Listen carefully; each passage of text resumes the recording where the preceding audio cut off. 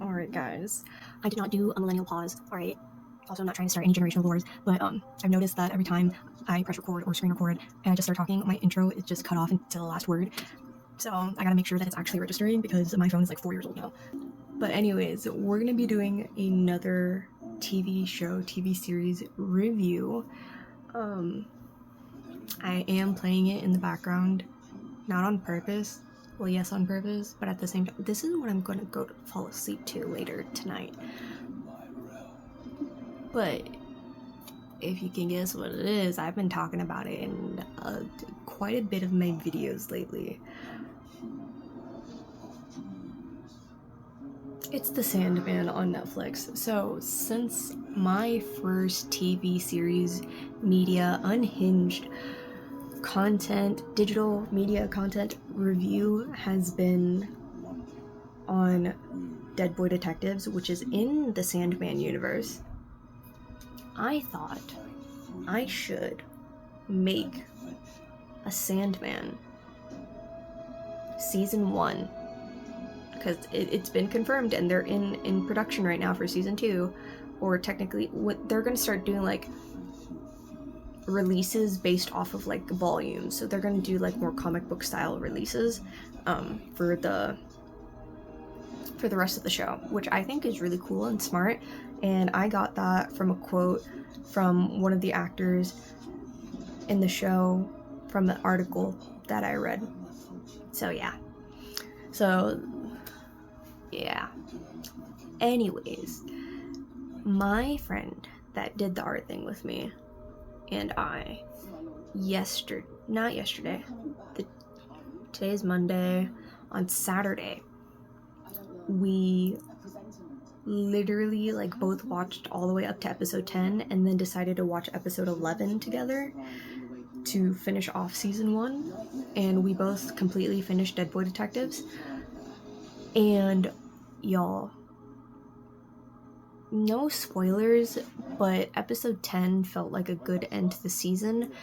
I feel like they were trying to use episode 11 as a setup, but compared to episode 10, it was a little underwhelming, because my friend and I were just like, yeah, we'll just like watch the first 10 episodes and then just watch the 11th one together. It's like an hour long, so granted, we've been trying to watch this for a while, and I've just been waiting for her to get interested in it and to like catch up and whatever.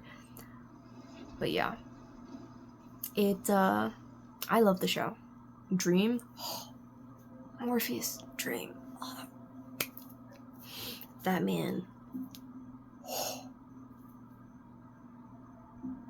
he does such a great job. Tom Sturridge, the actor who plays Dream or Morpheus, he does such a good job in portraying the King of Dreams and Nightmares.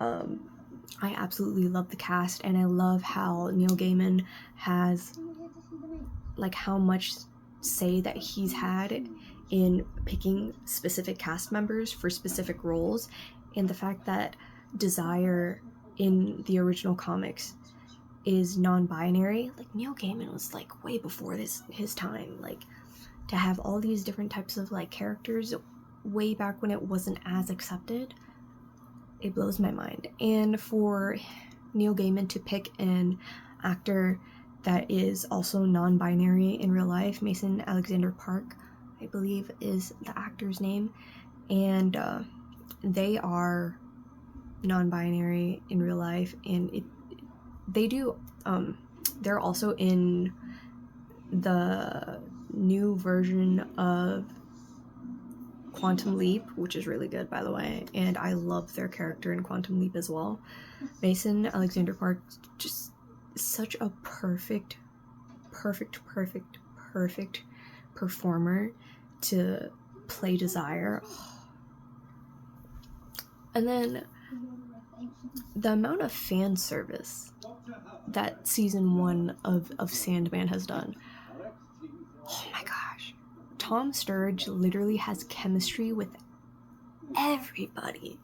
And it's a chemistry that only the audience can feel, because in this fictional world, with the endless and everything like that, which is destiny, death, dream, destruction, desire, despair, and delirium, who was used to be known as delight. They are the endless. They are the children of... They're basically a figment of an idea manifested into what looks like mortals but aren't, and they aren't exactly immortal either because they were never mortal. Anyways. Oh, I don't believe it. Let me tell you something, Dream. And I'm only going to say this once, so you better pay attention. You are utterly the stupidest, most self-centered, pathetic excuse for an anthropomorphic personification on this or any other plane. Feeling sorry for yourself because your little game is over and you haven't got the balls to go out and find a new one. You're as bad as Desire. Can I get you anything you desire? No, worse. Did it never occur to you that I would be worried about you? Well, I didn't think... Exactly. You didn't think. Heads up! Wow. You're as good as your friend, dude. He's not my friend, he's my brother. And he's an idiot. I'm just feeding the birds. Anyways. Tangent going. Also, it's like 10 something at night, so... as unhinged as I want to be, I can't be as unhinged as I... But I'm sure you guys can feel the vibes from how I'm talking about the show. Anyways, Tom Sturridge has such great chemistry with his co-stars that... in the fan service, I was talking about the fan service, that when he has a scene with someone who plays one of his siblings, I swear, like, you just feel like a more either sexual or romantic tension between the two, but literally they are siblings. Like, I watch interviews with Kirby, plays Death, and she said, I watched my episode. My boyfriend was like, ooh, you guys are really cozy. And I was like, ew, he's my brother. That's funny because my partner said the exact same thing about me and Tom. Really? Yes. There's a scene where Tom grabs my hair and it's very kinky. And she literally was like watching it and was just going, kiss, kiss, kiss, like right next to me. I was like, you can't, that's my brother, you can't do this. But the funny thing is that Alan was telling me stories about how Tom just has sexual chemistry with everyone. I mean, how could you not when you're Tom Sturridge? But like, between Gwendolyn, between me, every single person on this show, I think is someone who may or may not have slept with Dream. And everyone is going to be shipped with Dream. So I think Dream and shipped everyone. with the entire cast is really what this is going to end Dream up is the as. cast bicycle. Yeah. Around everyone. I thought I was special. And I thought we had a connection, but it's okay. fine. It's It's okay. You know, It's okay. we have a connection. We have a connection. Maybe they'll ship us. Maybe oh, they wait, will. we're siblings too. We are. I know, it's all gross. Gross. Never mind. Next. Okay.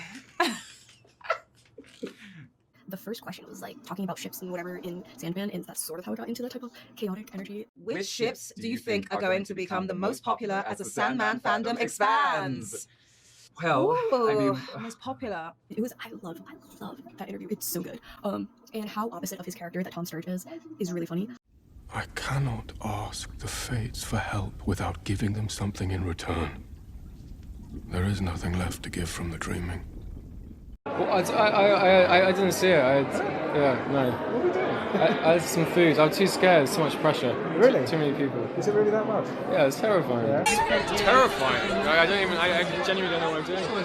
I also love that he's an introvert, and the type of introvert that I am, where he's like, when he's really passionate about something and he gets asked about it, then he's like gives off that puppy energy. He's terrible at relationships. You know, he has all of that stuff going for him, and then he is a walking car crash when it comes to trying to deal with people. Which is why they were like, Tom. I cared very much about the physicality and the image of Morpheus. We all, as fans of Sandman, have seen those pictures, and we know about this kind of skeletal, muscular, kind of otherworldly, inhuman physique. And something that's very exciting about the physical aspect of things is you can solve that problem. I can go to myself, I can make my body look like that. It requires A, B, C, and D in a way that I can't go, how do I get into the soul of an endless? And so there was something quite satisfying about beginning with a task that was achievable, and I worked hard to create this physicality that I felt was unusual. I growled at him once and said, "Stop being Batman." Because he was trying to get a bit whispery at the right at the very, very beginning. So after my first day. It was literally first day. And I'm like, thanks, boss. It was my one. It was incredibly helpful. I became Robin after that. I mean, I don't think you can play ethereal. I think you have to trust in, to be honest, in the world that is created around you. I think you can spend a lot of time being anxious about, I don't know, the profundity of the being that you're playing, but actually, ultimately, you have to trust that within yourself you have some qualities that can tell a story. But if it's something that he's like not as like into or like has to answer, not really feeling it, then he's a bit more reserved. And yeah. And really is. First of all, you need to you didn't mess up the sandman. You did a great job. Thank you very much.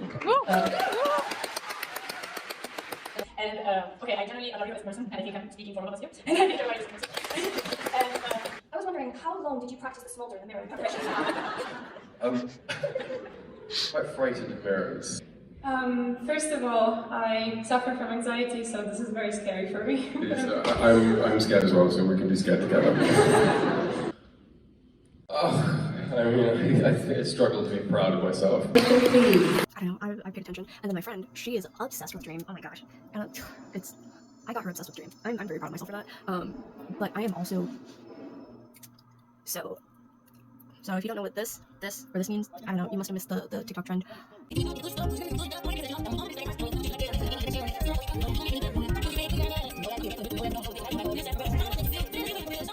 It explains, I got my friend obsessed with Dream. I love Dream, but I'm also like super attracted to Death and Desire. Desire is just like, my god. I can't. And then Death, she's gorgeous. Oh my gosh. Like if I died and then she came to take me to like wherever I was getting like balanced for before like they determine where I go in the afterlife. No, don't stop, please. Sorry for the noise. It's not noise, it's humour. Keep going. I can't. He never finished it. All we have is a fragment. Oh, forgive me, I am Harry. I know you, Harry. Do you know who I am? I'd be happy. I'd be a happy camper. To be honest, I would not. I'd be like, oh, my body, it's dead. Okay, where are we going?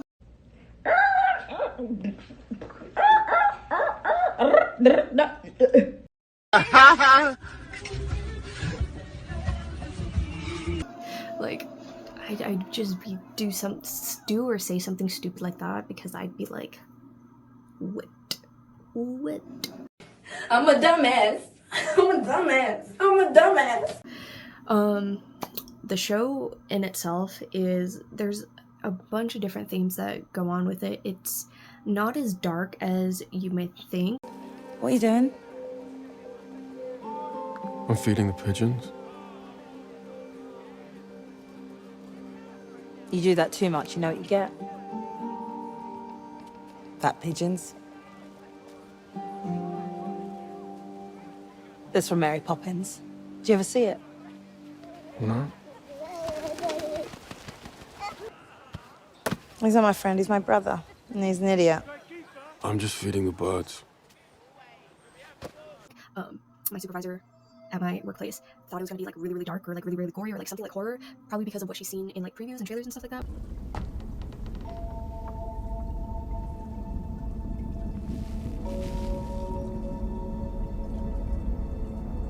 These waters are as much a part of me as I am of them.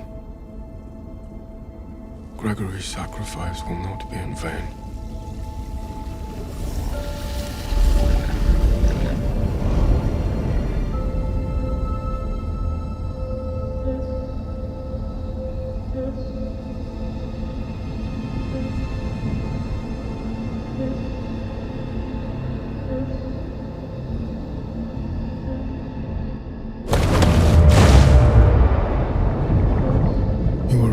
overseer. The dreams and nightmares no longer seem to recognize their master. I will remind them and take from them what I require. Some of those scenes were actually really hilarious.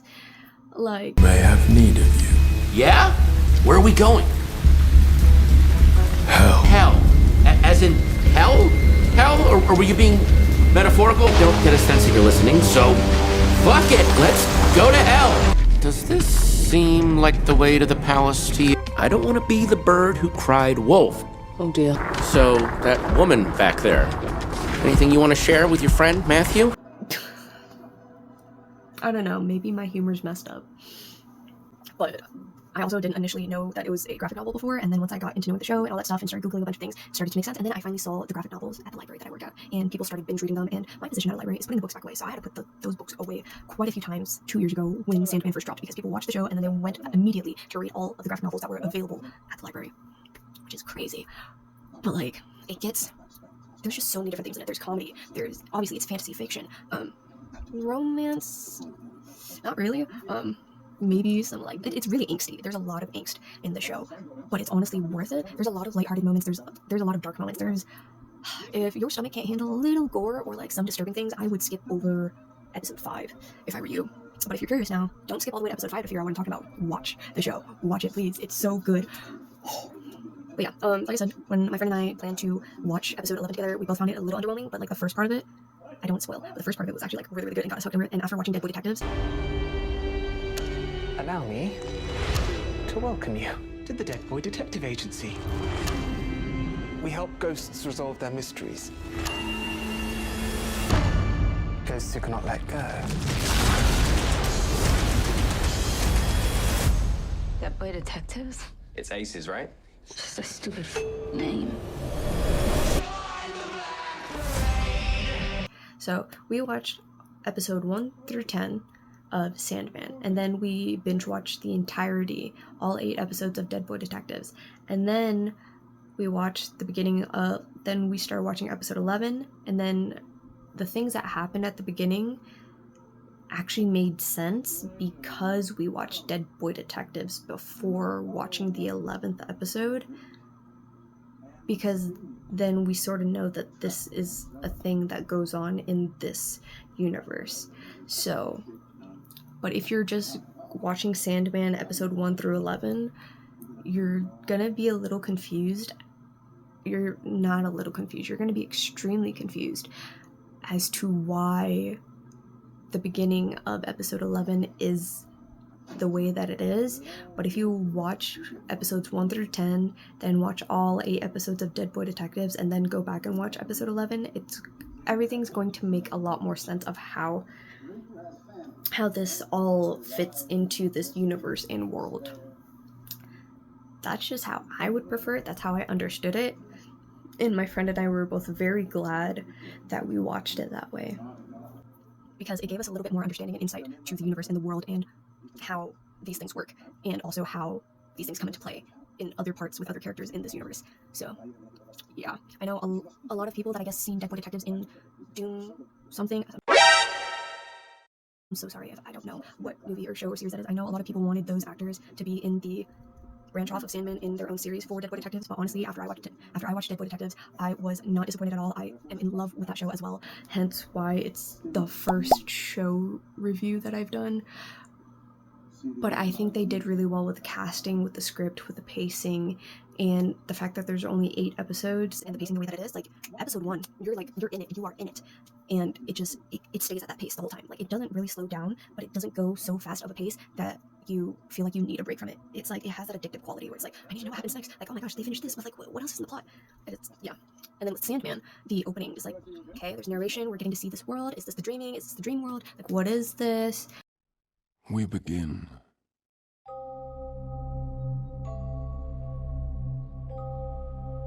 in the waking world, which humanity insists on calling the real world. As if your dreams have no effect upon the choices you make. You mortals go about your work, your loves, your wars, as if your waking lives are all that matter. like what's happening and all that stuff, and then it's a slower way to get you addicted to wanting to know what's going to happen next in the plot. And the pacing in Sandman is just as addictive and good as the pacing in Dead Boy Detectives. I mean, Neil Gaiman, the author of both graphic novel series, is an executive producer on both shows, and it's amazing. And he tried to make sure to stay as close to the original content as possible, but with different elements and a reimagining of everything, because the graphic novels, of course, were of a different time, and now we're in current times, so things are going to be different in the reimagining of the series on Netflix, but that's what makes it so much greater.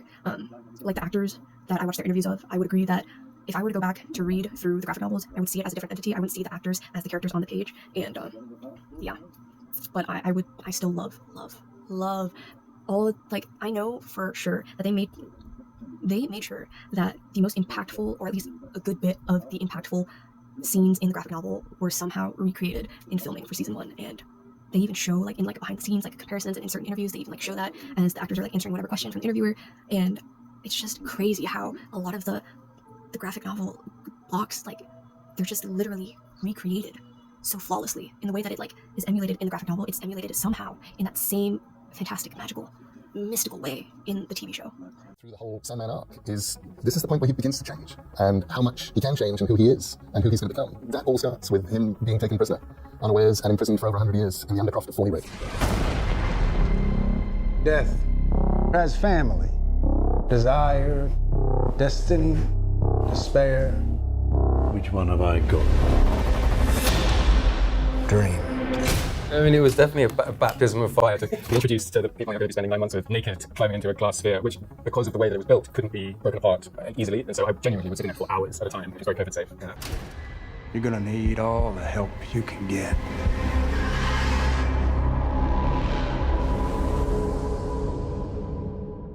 But slightly spiriting. But I think actually it was a beautiful way to begin, because in that silence, you can only ever really believe yourself to be a character or think carefully about it when you're living it. You can do all the work beforehand, but until you're exposed in front of an audience or a camera, you'll never really know where you are. I think to have the opportunity to be living that in silence and to really meditate upon it and to think carefully about it was an extraordinary blessing. And it is so crazy to me that the team behind Sandman has so much care and attention to detail in making sure that there's the least amount of plot holes as possible. Like, you can just see that they work so hard, and that they care so much about making sure that this is a quality, high quality piece of work, piece of art for viewers, people to enjoy, for those that have been interested in the comics when they came out, and new comic readers, and just people who've never read the comics at all. And it's okay if you don't plan to read the comics at all. It's probably going to just stay on my to be read list for a while, but I will still watch the show no matter what. Same thing with Dead Boy Detectives. You can just tell there's like 1 or 2 plot holes, but like compared to the average show and movie that is being produced nowadays, like there's a lot more plot holes just within the first 5 minutes of like new stuff now that you can pick out very easily, like way more.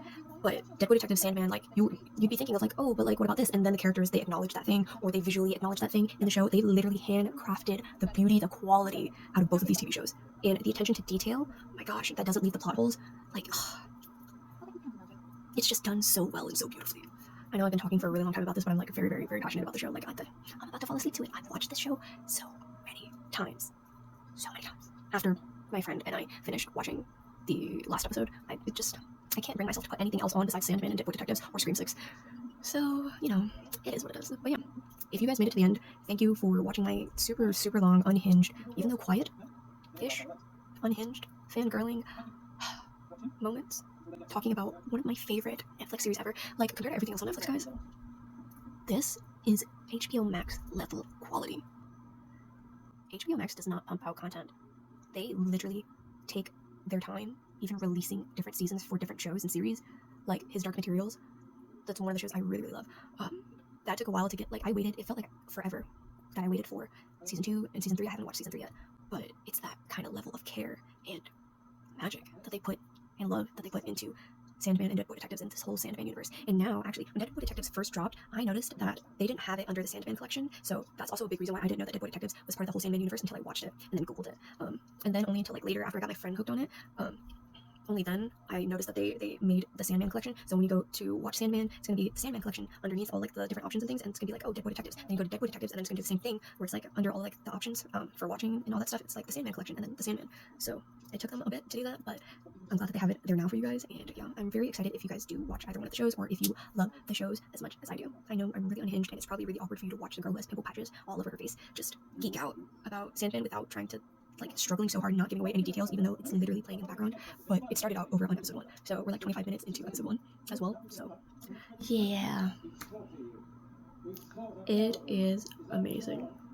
Anyways, like I said, if you made it to the end, I really appreciate you guys, and yeah, I will see you in the next video.